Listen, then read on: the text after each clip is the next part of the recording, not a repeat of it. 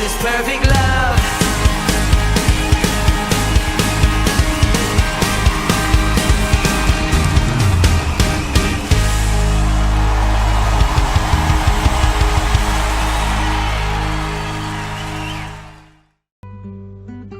Shalom Bapak Ibu Saudaraku yang terkasih di dalam Tuhan. Ratapan 3 ayat 25 dan 26. Demikian firman Tuhan.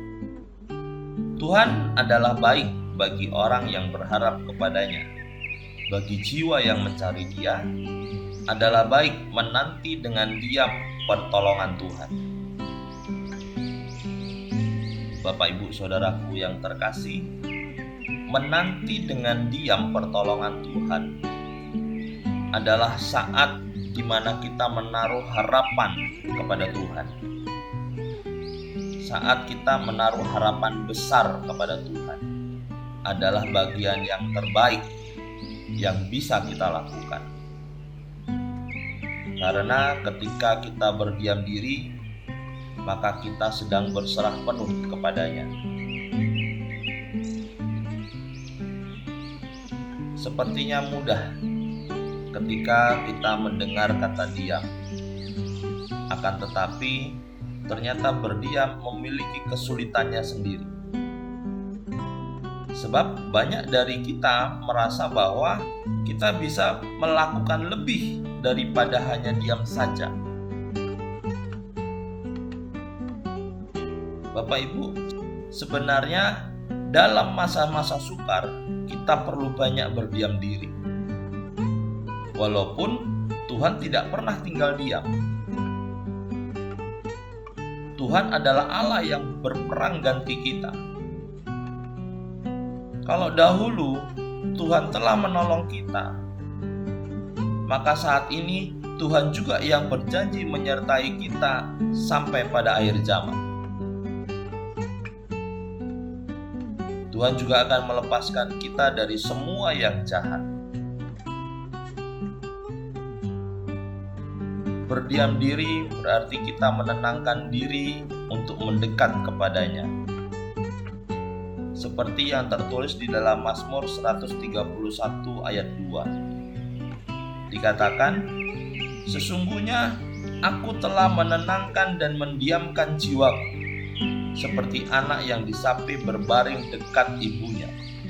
Ya, seperti anak yang disapih jiwaku dalam diriku. Bapak Ibu Saudaraku yang terkasih, Tuhan memang tidak pernah diam, sebab Tuhan tahu apa yang kita perlukan. Dan nyatanya Tuhan selalu ada bagi kita.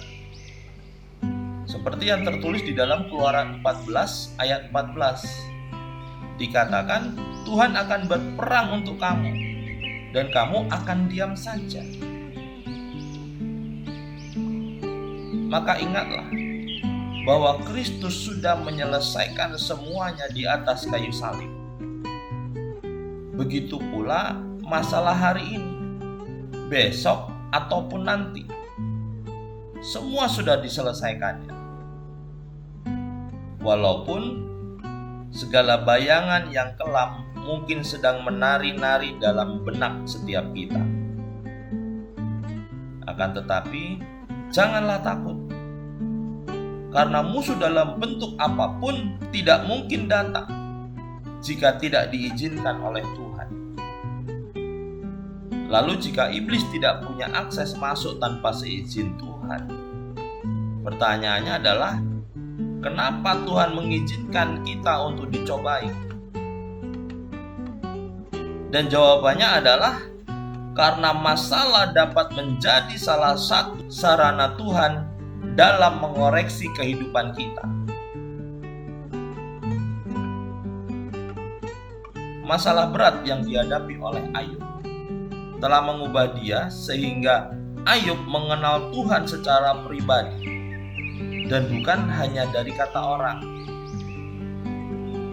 Dan ketika kita melihat penderitaan Ayub di dalam kitab Ayub 9 ayat 17 yang dikatakan, dialah yang meremukkan aku dalam angin ribut, yang memperbanyak lukaku dengan tidak semena-mena. Disinilah Ayub memahami bahwa Allah punya maksud ketika mengizinkan dia melewati semua kepedihannya. Lalu Ayub mengatakan, ketika ia tahu jalan hidupku, seandainya ia menguji aku akan timbul seperti emas. Kakiku tetap mengikuti jejaknya, aku menuruti jalannya dan tidak menyimpang. Perintah dari bibirnya tidak kulanggar. Dalam sanubariku kusimpan ucapan mulutnya. Tetapi ia tidak pernah berubah. Siapa dapat menghalangi dia? Apa yang dikehendakinya dilaksanakannya juga. Demikian yang tertulis di dalam Ayub 23 ayat 10 sampai 13. Jadi saudara-saudaraku yang terkasih, Allah kita bukanlah Allah yang semena-mena. Dan ketika Allah mengizinkan masalah datang menyerang, maka Allah juga telah menanggung semua kesakitan dan memikul semua kesengsaraan kita. Bahkan Allah juga berjanji akan terus menggendong kita.